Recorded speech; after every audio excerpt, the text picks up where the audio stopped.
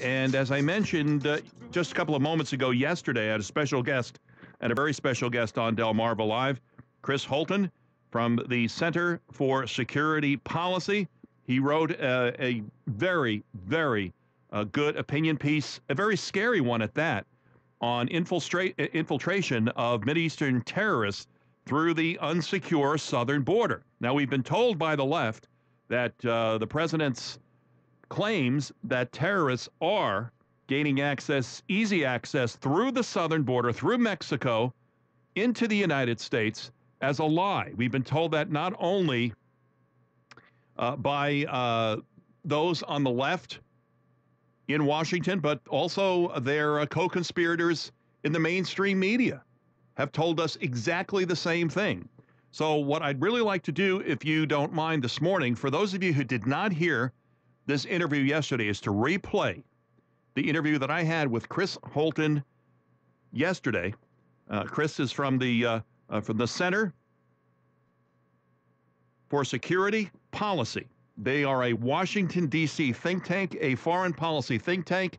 Chris is an expert in this area, and he listed a number of instances where Middle Eastern terrorists had gained access, not only gained access through the southern border, but instances where MS-13 was found to be colluding with terror groups such as Hamas. And if that doesn't mean anything to you, well, then you have to understand that Iran and Hamas are one. So if MS-13 is colluding with Hamas, they are colluding with Iran, and Iran's influence is on this continent, on this hemisphere. So here is my interview in its entirety that I had yesterday with Chris Holton from the Center for Security Policy.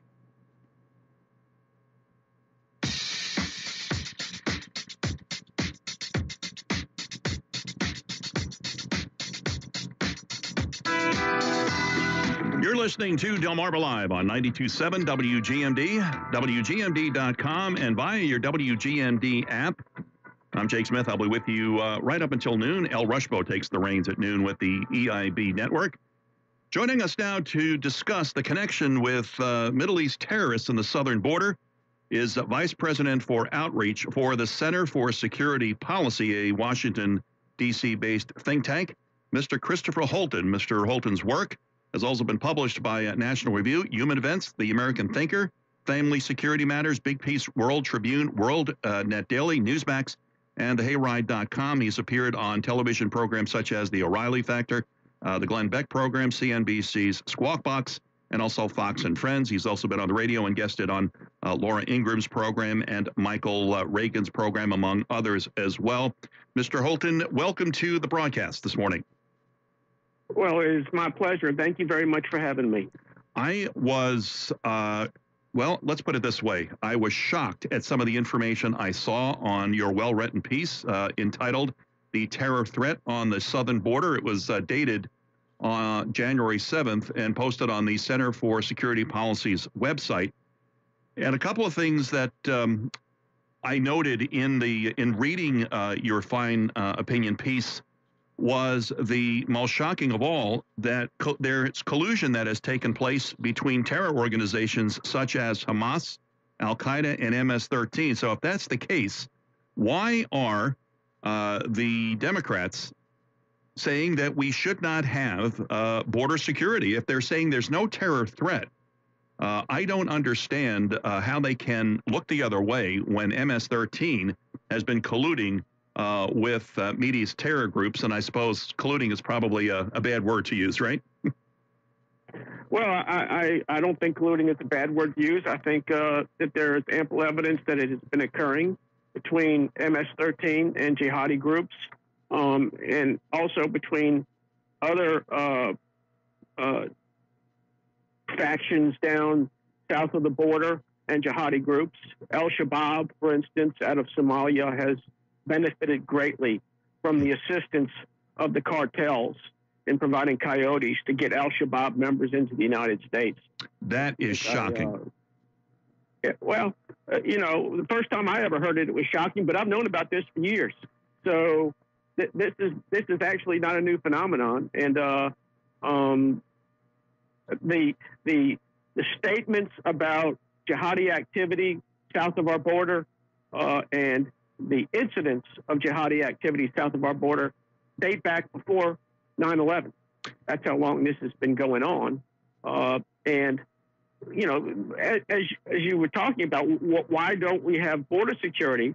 We've had multiple administrations now, multiple Congresses, both sides of the aisle, that have kicked this problem down the road and failed to address it. At this point, I think that there are some on the left that see this strictly as a political football, and they want to force the President of the United States to renege on what is deemed to be his most famous campaign promise, which is to build the wall. They were able to do that to President George H.W. Bush, way back when in the 1990s, when they got him to renege on his no new taxes pledge. And it really crippled him politically. No question about it.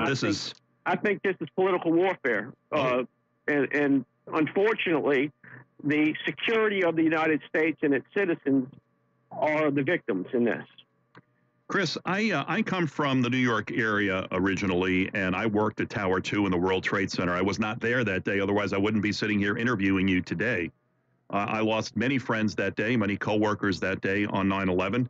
We had a 9/11 commission, a bipartisan 9/11 commission that noted in the report, in the 9/11 commission report, millions and millions of dollars spent on this report about the exposure to terrorism from the southern border. Has that now been forgotten? I think it was forgotten as soon as the report was published. There was a lot of really shocking and important information that came out from that bipartisan commission, and very little of it was ever acted upon. It's amazing. If you go back and you can read that, you can read that report online. Yes, you can. It's very long, but you can find, things like what you're talking about, as well as ways that jihadis finance their operations, and where they plan their operations, largely from in mosques. All of this was in the 9/11 Commission report, and all of it is considered politically incorrect to even talk about nowadays. And that is what's shocking. Now, the actual activity of terrorists coming across the border is not only being in question what the Socialist Democrats are calling the president and his administration liars.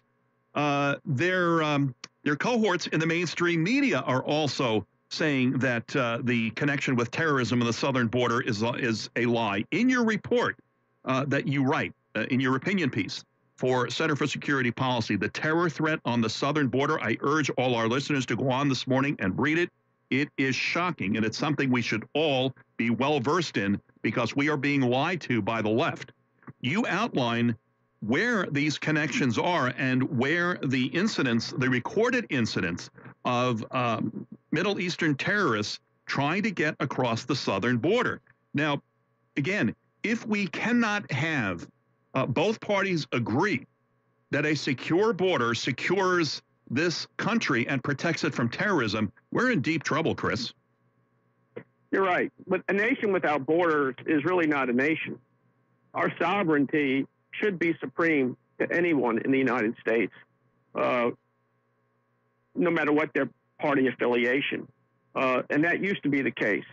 That is no longer the case. I mean, you can find video footage of leftist political leaders talking about the need for some type of border fence or border wall in the last 25 years. Those same people today are saying that not only is it not needed, but it would be immoral to build it. Well, they're also calling it racist. They're also calling it racist, right. Chris. Yes. Yeah, I heard one of them say that it was a white nationalist idea, and basically that comes from I guess focus group studies that they've done, that they've discovered that if you accuse someone on the right of racism they're more likely to back down. And so everything nowadays is white nationalism and racism. And it's clearly a talking point because they just parrot it over and over again. White nationalism, white nationalism, white nationalism. Mm-hmm. It's a meaningless term. They've concocted it in an effort to stifle the other side and to try to shame people into not expressing their opinion. But it's completely bogus. Our guest right now, Mr. Christopher Holton, he is the Vice President for Outreach for the Center for Security Policy. They're a Washington, D.C.-based think tank. He has written a fine opinion piece just 2 days ago, The Terror Threat on the Southern Border. He's joining us here on Delmarva Live to express his opinions on the exposure that we all have, this nation has, to Middle East terrorists coming across the southern border. We're being lied to when we're being told that this is not the case. Now, Chris, I just want to play a short clip from MSNBC. This is specifically what the left-leaning media is saying with regard to the exposure of Middle East terrorists from the southern border. Breaking news from NBC News. Julia Ainsley with this headline, a story that just dropped in the last minute or so.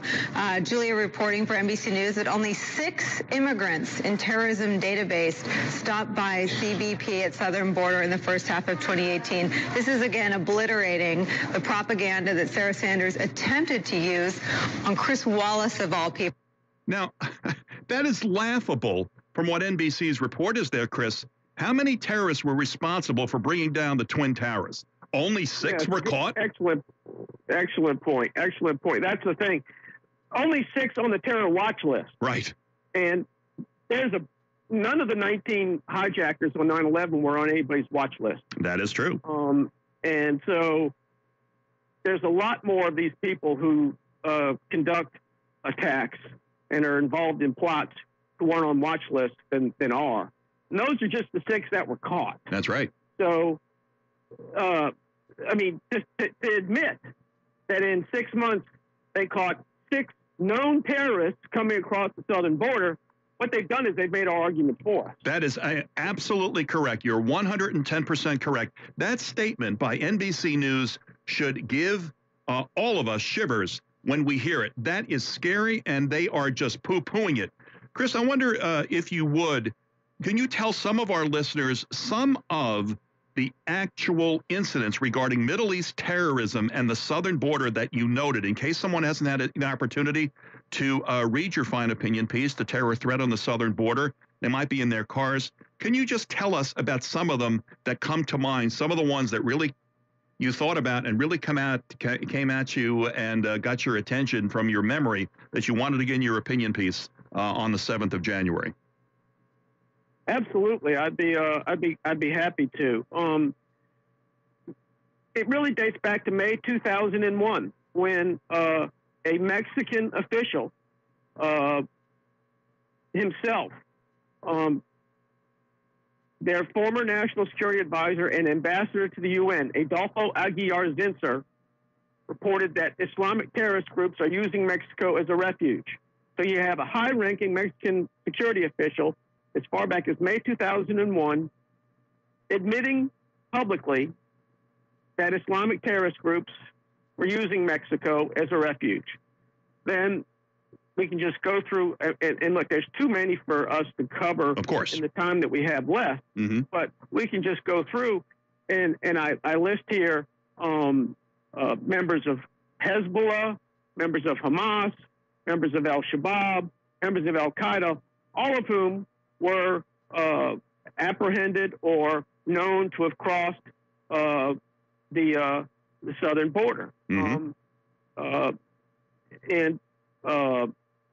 June 2004, the U.S. Border Patrol, in one incident, arrested 77 Middle Eastern men attempting to cross the border from Mexico illegally. In one incident. Isn't that amazing? 77. Yep. Now, it's possible that none of those 77 were terrorists. Possible that some were. And what about the ones that they didn't catch? Because all of the statistics that the Border Patrol provides us indicates that they only catch a small portion of what's coming across. And if if Hezbollah has a presence in Mexico, south of our border, that means Iran's influence is in this hemisphere, on this continent, and just south of our border. That's what it means. No question about it. No question about it. In January 2005, two Hamas operatives, Mahmoud Khalil and Ziad Dalla, were arrested as part of a criminal enterprise in Los Angeles. Both had entered the U.S. after paying a smuggler $10,000 each to take them across the border. That was way back in June of 2005. In February 2008, 3 Afghanis were arrested at an international airport in India for traveling on forged Mexican passports. So they're using Mexican passports to travel internationally. That doesn't make me feel really good. In December 2015, Washington Times reported that 2 Pakistani nationals with terrorist ties were apprehended on the southern border near San Diego in late 2015. Let me see what else I've got here. Our guest right now is Christopher Holton. Christopher is the Vice President for Outreach for the Center of Security Policy for the Center for Security Policy, a Washington-based think tank. He's the Vice President, again, for Outreach for the Center for Security Policy. He's been on with us this morning discussing the exposure that we have across the southern border with Mexico from Middle Eastern terrorists. We're being told by the Socialist Democrats, we're being told by the left-leaning media, who gets their marching orders from the Democrats, that there is no terrorism exposure. You heard that MSNBC story. They were poo-pooing it, and the exact opposite is true. Christopher Holton is an expert. He's written an outstanding opinion piece, and if you have the opportunity today, you should go online and read it. It is shocking, and it will it'll certainly get your attention. That's for sure. Chris? Well, I appreciate it. I've got a couple more here. Go ahead, please. In 2017, federal prosecutors convicted Sharafat Ali Khan. This guy was a Pakistani human smuggler based in Brazil, and he transported 99 illegal immigrants from Bangladesh, Pakistan, and Afghanistan from Brazil to Texas and California over the Mexican border. Unbelievable. Now, authorities said he was involved in a plot to conduct he was also involved, that one of his customers was involved in a plot to conduct an attack in the U.S. or Canada and had family ties to members of the Taliban. Muhammad Azim and Mukhtar Ahmad, Pakistani nationals, caught on the Mexican-California border in September 2015. Database checks revealed that both were on the U.S. terrorism watch list. Unnamed Somali national detained on the Texas-Mexico border in June 2014, members of Al-Shabaab. The Somali entrant told U.S. immigration officials that 2 months prior to his border entry to claim asylum, he had completed training for a suicide attack in Mogadishu, but instead turned himself in to African Union troops. Well, Chris, I guess we have we're spending billions of dollars in Afghanistan, and the question is Mexico a sleeping giant with respect to exposure to terrorism to this nation, more so than Afghanistan? Perhaps we need to start asking that question as well. Well, if you listen to what their former national security advisor and UN ambassador said, they're being used by Islamic terrorists. Unless something has changed since he made that statement. I don't think things have gotten better in Mexico since then. I think they've gotten worse. I mean, in Cancun, which is a tourist spot, there's 540 murders last year. 540 murders in Cancun. Cancun's got a population of about 150,000 people. Think about that. Yeah, how would you 40 murders? How would you like to vacation in Cancun right now? I wouldn't, that's for sure. Yeah.